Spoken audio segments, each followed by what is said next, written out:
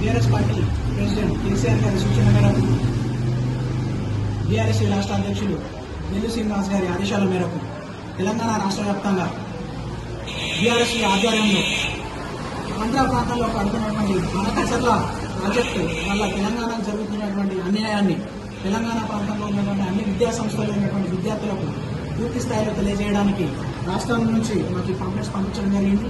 అదేవిధంగా మేము ప్రతి ఒక్క విద్యార్థిని కలిసి మనకచర్ల ప్రాజెక్టు కట్టడం వల్ల తెలంగాణ ప్రాంతానికి జరుగుతున్నటువంటి అన్యాయం, ఇరిగేషన్ ప్రాజెక్టుల మీద ఎక్స్ప్లెనేషన్ అనేది విద్యార్థులకు తెలియజేయడం జరిగింది.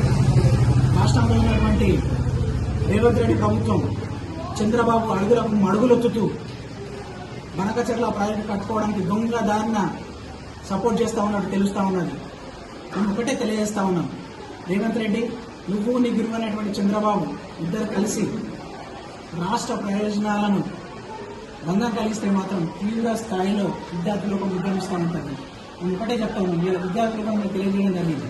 అపెక్స్ కౌన్సిల్లో చర్చ లేకుండా మనకచర్ల ప్రాజెక్టుకు కేంద్రంలో నీ ఎంపీల మద్దతు ఉన్నదని చెప్పేసి కేంద్ర సపోర్ట్తో దొంగదారని ప్రాజెక్టు కడదామని చెప్పి చూస్తే ఖబర్దార్ విద్యార్థులకు మొత్తం తీవ్ర స్థాయిలో తిరగబడతాయని చెప్పి బీఆర్ఎస్ పక్షాన్ని హెచ్చరిస్తా ఉన్నాం. అదేవిధంగా మన సహస్ర కాలేజీలో ప్రతి ఒక్క విద్యార్థికి మనకచర్ల ప్రాజెక్టు పెట్టడం వల్ల ఎటువంటి అన్యాయం జరుగుతూ ఉన్నది, ఇరిగేషన్ ప్రాజెక్టులు ఏ విధంగా నడుస్తాయి, అదేవిధంగా ఎన్ని టీఎంసీలు దోచుకోపోతా ఉన్నారు, కృష్ణా గోదావరి పరివాహక ప్రాంతం ఎంత, ఇటువంటి అనేక విషయాలపై పూర్తి స్థాయిలో మనకు అవగాహన కల్పించడం జరిగింది. ప్రతి విద్యార్థి వాళ్ళ తల్లిదండ్రులకు ఇంట్లో ఏ విధంగా ఈ ప్రాజెక్టు వల్ల నష్టం జరుగుతుంది, తెలంగాణ ప్రాంతం ఏ విధంగా ఎడారిగా మారబోతా ఉన్నది, దీనికోసం బీఆర్ఎస్ పార్టీ ఏ విధంగా ఉద్యమిస్తూ ఉన్నది, విద్యార్థులు ఏ విధంగా ముందుకెళ్లాలి, ఇటువంటి అనేక విషయాలపై కూలంకషంగా విద్యార్థి లోకంతో మేము చర్చించడం జరిగింది. విద్యార్థులందరూ మూకుమ్మడిగా ఈ ప్రాజెక్టుపై అవగాహన పెంచుకొని రాబోయే రోజుల్లో రేవంత్ రెడ్డి ప్రభుత్వాన్ని బృందపెట్టడానికి సిద్ధంగా ఉన్నారని బీఆర్ఎస్ విపక్షాన్ని హెచ్చరిస్తా ఉన్నాం.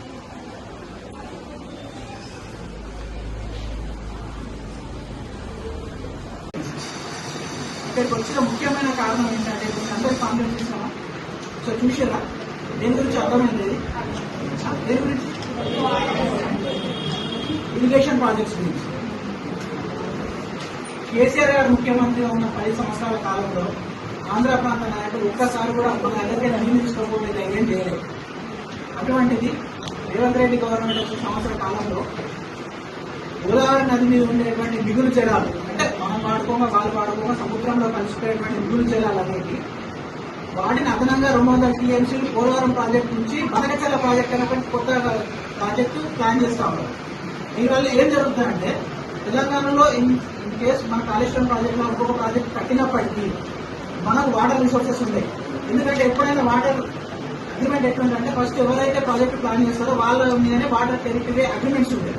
అంటే ఫస్ట్ ఎవరైతే జాగ్ కొనుక్కుంటారో ఫస్ట్ వాళ్ళకి రిజిస్ట్రేషన్ అయితే కదా, సేమ్ అలాగే వాటర్ అనేది ఎవరైతే ముందు వాడుకుంటే వాళ్ళకు నదీ జలాల మీద యాజమాన్య హక్కు అనేది వస్తుంది.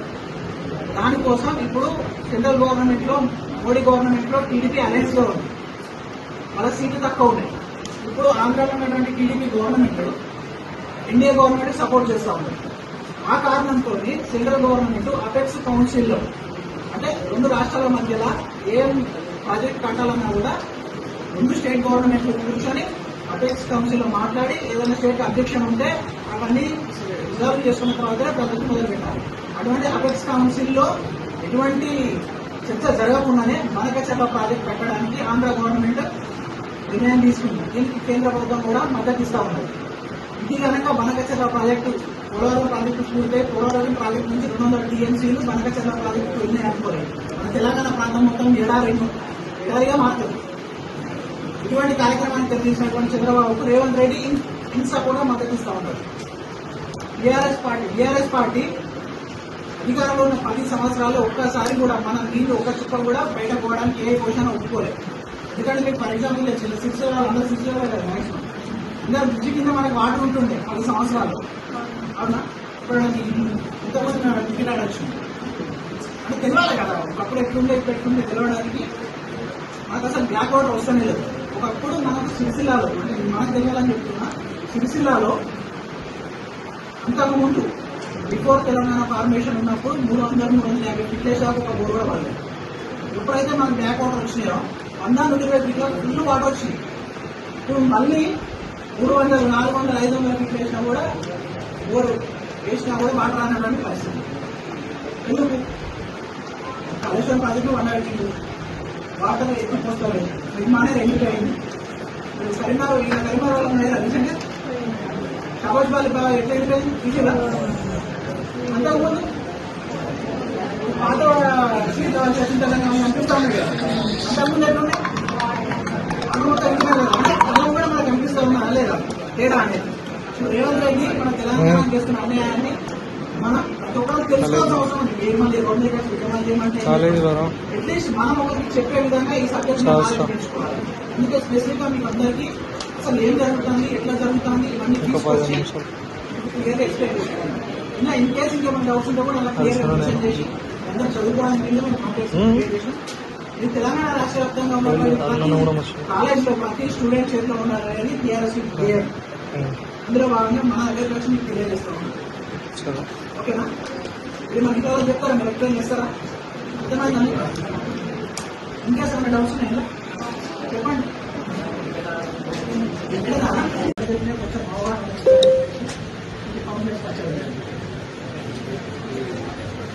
ఇక్కడ ఇప్పుడు ఏం జరుగుతుందంటే రేవంత్ రెడ్డి గవర్నమెంట్ వచ్చిన తర్వాత కేంద్రంలో ఉన్నటువంటి ఎన్డీఏ సర్కార్తో కలిసి చంద్రబాబు నాయుడు ఇప్పుడు సెంట్రల్లో మోడీకి ఫుల్ ప్లేజ్ మెజార్టీ రాలేదు. ఎన్డీఏ గవర్నమెంట్ చంద్రబాబు నాయుడు తన ఎంపీలను సపోర్ట్ చేసి మద్దతు ఇస్తా ఉన్నాడు సెంట్రల్లో. ఇది అడ్డం పెట్టుకొని చంద్రబాబు నాయుడు పోలవరం నుంచి వనకచర్ల అనే ప్రాజెక్ట్ ఒకటి క్రియేట్ చేసి పోలవరం ప్రాజెక్ట్ నుంచి 200 టీఎంసీలు గోదావరి జిల్లాలో 200 టీఎంసీల మిగులు జలాలను తీసుకుపోయి ఇక్కడ ప్రాజెక్ట్ కట్టుకోవాలని చెప్పి చూస్తా ఉన్నాడు. మనం అనుకోవచ్చు గోదావరి నుంచి మిగులు జలాలు తీసుకుపోయి అక్కడ ప్రాజెక్ట్ కట్టుకుని మనకు వచ్చే నష్టమేదని చెప్పి మీరు అనుకోవచ్చు. వాటర్ ట్రేటీ అని ఒకటి ఉంటుంది. దాని ప్రకారం ఏంటంటే ఒక ల్యాండ్ ఉందనుకోండి, ఒక ల్యాండ్ ఎవరి పేరు మీద రిజిస్ట్రేషన్ చేసుకుంటే దాని మీద యాజమాన్య హక్కులు వాళ్ళకి వస్తాయి లేదా? అట్లే వాటర్ కూడా ఎవరైతే ముందు వాడుకుంటారో వాళ్ళకు ఆ వాటర్ మీద యాజమాన్య హక్కు అనేది ఒకటి వస్తుంది. దానివల్ల ఏంటంటే ఇప్పుడు ఒకవేళ ఫస్ట్ వాళ్ళు ప్రాజెక్ట్ కంప్లీట్ చేసుకుని 200 టీఎంసీలు వాడుకున్నారంటే దాని మీద తెలంగాణ ప్రాంతం ఆటోమేటిక్గా 200 టీఎంసీలపై యాజమాన్య హక్కు కోల్పోతుంది. ఎందుకంటే ఫస్ట్ వాళ్ళు వాడుతున్నారు కాబట్టి. దానివల్ల ఏమవుతుంది? తెలంగాణ ప్రాంతం ఎడారైతుంది. ఎందుకంటే మనం ఆల్రెడీ సమైక్యాంధ్ర పాలనలో ఒక ప్రాజెక్టు పెట్టలేదు. కేసీఆర్ గారు వచ్చిన 10 సంవత్సరాల కాలంలో ఒక్క ఆంధ్ర ప్రాంత నాయకుడు కూడా కనీసం తెలంగాణ వైపు కన్నెత్తి చూసే ధైర్యం చేయలేదు. ఒక్క చుక్క నీరు తీసుకుపోయే ధైర్యం కూడా చేయలేదు. అవునా కాదు? అటువంటిది ఇప్పుడు గవర్నమెంట్ అయిన సంవత్సరం లోపే కొత్తగా మన గోదావరి కృష్ణా జిల్లాలను తరలించుకుపోయే కుట్రకు తెరవేసేడు ఎవరు? చంద్రబాబు నాయుడు. దీనివల్ల ఏం జరుగుతుందంటే తెలంగాణ ప్రాంతం మొత్తం ఎడారిగా మారుతుంది. ఇప్పుడు 200 టీఎంసీలు అంటే మామూలు విషయం కాదు. కొన్ని తరాలకు సరిపడా నీరు అనేది తరలించుకోవడానికి జరుగుతున్న కుట్ర. దీని మీద పూర్తి స్థాయి అవగాహన మన విద్యార్థులు తెలుసుకోవాలి. ఎందుకంటే మనం తెలుసుకుంటేనే మన తల్లిదండ్రులకు కానీ సమాజానికి కానీ తెలియజేసే అవకాశం ఉంటుంది. అర్థమవుతుందా? ఇప్పుడు ఫర్ ఎగ్జాంపుల్ ఎక్కడో కాదు, మనం అనుకోవచ్చు ఎక్కడో ఈ వాటర్ తీసుకుపోతా ఉంటే చంద్రబాబు నాయుడు వాటర్ తీసుకుపోతా ఉంటే నాకు వచ్చే నష్టం ఉన్నది, మా ఇంట్లోకి వచ్చే నష్టం ఏంటని మీరు అనుకోవచ్చు. చిన్న ఎగ్జాంపుల్ చెప్తాను. అందరు సిరిసిలోనే కదా, ఇక్కడ వాళ్ళందరూ మన బ్రిడ్జి కింద గత 10 సంవత్సరాలు వాటర్ ఉన్నాయా? ఇప్పుడు లేవు. ఒకప్పుడు సిరిసిల్లాలో బిఫోర్ 2014 కంటే ముందు బోర్ వేసుకుంటే మన ఇంట్లో బోర్ వేసుకుంటే 300 నుంచి 400 ఫీట్ల దాకా వేసుకుంటే వాటర్ వచ్చే పరిస్థితి. ఎప్పుడైతే మనకు మిడ్మానర్ బ్యాక్ వాటర్ వచ్చి మన బ్రిడ్జి దాకా వచ్చినాయో దానివల్ల ఏమైందంటే 100-200 ఫీట్లకే ఫుల్ వాటర్ వచ్చినాయి. ఇప్పుడు ఈ సంవత్సర కాలంలో భూగర్భ జలాలు అనేవి అడిగంటిపోయినాయి వాటర్ రాకపోవడం వల్ల. ఇప్పుడు మళ్ళీ 300, 400, 500 ఫీట్ల దాకా కొట్టాల్సిన పరిస్థితి. అంటే ఈ వాటర్నే లేకపోవడం వల్ల మన ఇంట్లో రేపు పొద్దున మనం నీళ్లు వాడుకోలేని పరిస్థితి వస్తాయి మనకు. అర్థమవుతుందా? ఇది ఎక్కడో జరుగుతున్న విషయం కాదు. మన ఇంట్లో మనకు మన అవసరాలకు గండి పడుతుంది. ఇది మనం తెలుసుకోవాలి. దీన్ని కనుక మనం అడ్డుకోకపోతే రేపు పొద్దున మన భవిష్యత్ తరాలకు నీళ్లకు అందరూ తెలిసిండొచ్చు. అంటే మీకు తెలిసిండకపోవచ్చు. ఒకప్పుడు మీ అమ్మలకు కానీ నాన్న కానీ ఒకసారి అడిగా ఇంటికి ఇప్పుడు మన అన్నోళ్ళు వాటర్ ట్యాంకర్తో నీళ్లు పట్టిరా, మున్సిపల్ ట్యాంకర్ వస్తాయి కానీ ఇంట్లో స్నానం చేయని పరిస్థితి